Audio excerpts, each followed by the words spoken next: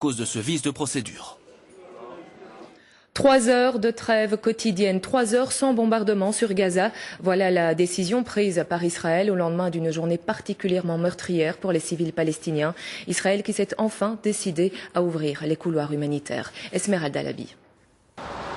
3 heures. Pendant 3 heures, ces camions ont pu transporter leur chargement vers Gaza, des céréales et de l'eau. Entre midi et 15 heures chaque jour, Israël a promis d'ouvrir un couloir humanitaire sous surveillance. Nous ne voulons pas que Gaza soit un satellite de l'Iran. On sait que la plupart des armes de Gaza viennent d'Iran. Sur place, les humanitaires réclament plus.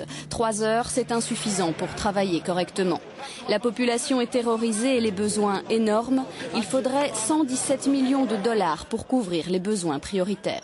De l'aide médicale, du fioul, nous avons 750 000 personnes sans eau. Il faut remettre en marche les stations, faire revenir l'eau. 1 million de personnes sont sans électricité. Pendant les 3 heures de pause, aucune roquette du Hamas n'a été tirée vers Israël. Hosni Moubarak, le président égyptien, propose un plan de sortie de crise.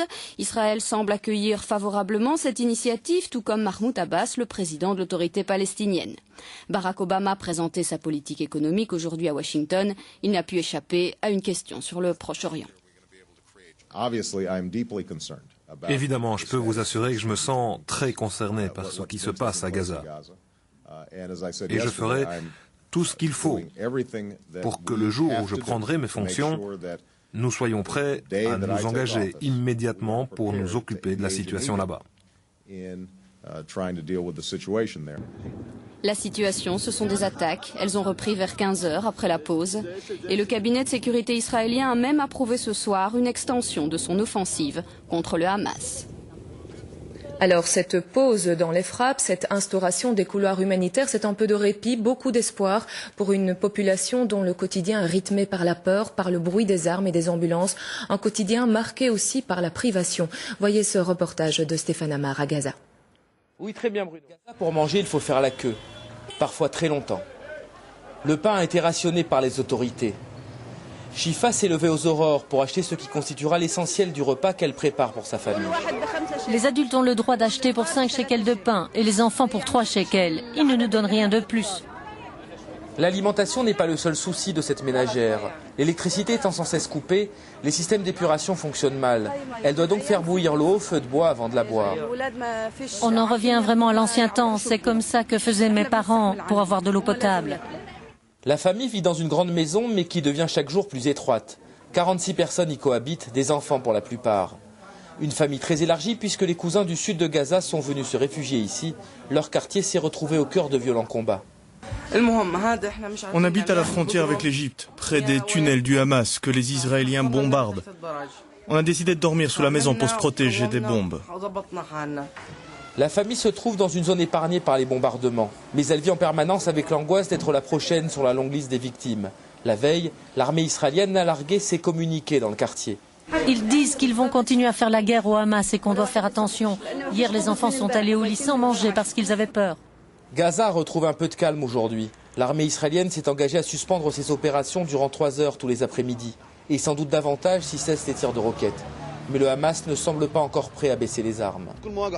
Les Israéliens croient qu'ils ont détruit le Hamas, mais ils se trompent. Le Hamas est encore bien vivant et nous continuerons à nous battre jusqu'à la dernière goutte de sang.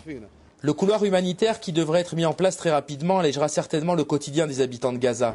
Mais un retour à la vie normale n'est pas pour demain. Oui, et précisons qu'aujourd'hui, les islamistes du Hamas ont annoncé qu'ils ne tireraient pas de roquettes sur Israël, et cela durant la suspension des bombardements israéliens sur Gaza. Alors, Stéphane Amar est à présent avec nous en direct de Jérusalem. Stéphane, on a donc aujourd'hui un geste positif de part et d'autre, du Hamas et d'Israël.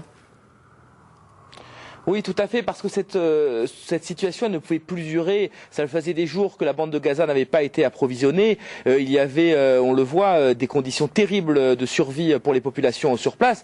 Donc à la fois du côté d'Israël, qui, par rapport à la communauté internationale, doit montrer qu'il prend soin, qu'il se préoccupe des populations civiles. Il fallait faire un geste, mais également du côté du Hamas. Il faut savoir qu'il y a des gens sur place qui critiquent l'attitude du Hamas, qui souffrent beaucoup de cette situation, du fait que cette guerre soit soit menée à leur porte en pleine ville. Et donc on le voit bien des deux côtés, il y avait cette volonté de marquer une pause et de permettre aux Gazaouis de souffler un petit peu, ce qu'ils ont fait d'ailleurs cet après-midi pendant 3 heures avant que les combats ne reprennent. Oui, justement, Israël souffle un peu le chaud et le froid puisque le cabinet de sécurité a approuvé une extension de l'offensive contre le Hamas.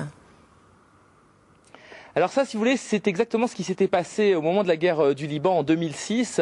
Dès qu'on a commencé à parler de cessez-le-feu et qu'un accord se profilait, eh bien, l'artillerie israélienne a redoublé d'intensité. Les combats les plus violents ont eu lieu finalement quelques heures avant la signature du cessez-le-feu, puisque Israël veut absolument atteindre son objectif, c'est-à-dire faire cesser les tirs de roquettes, et il va profiter jusqu'au dernier moment, jusqu'à ce que finalement la diplomatie ne l'en empêche. Il va profiter du temps qui lui reste pour mener à bien ses opérations militaires, ce qui explique au moment effectivement où on parle d'un accord, d'un cessez-le-feu, eh bien les actions militaires reprennent avec encore plus d'intensité.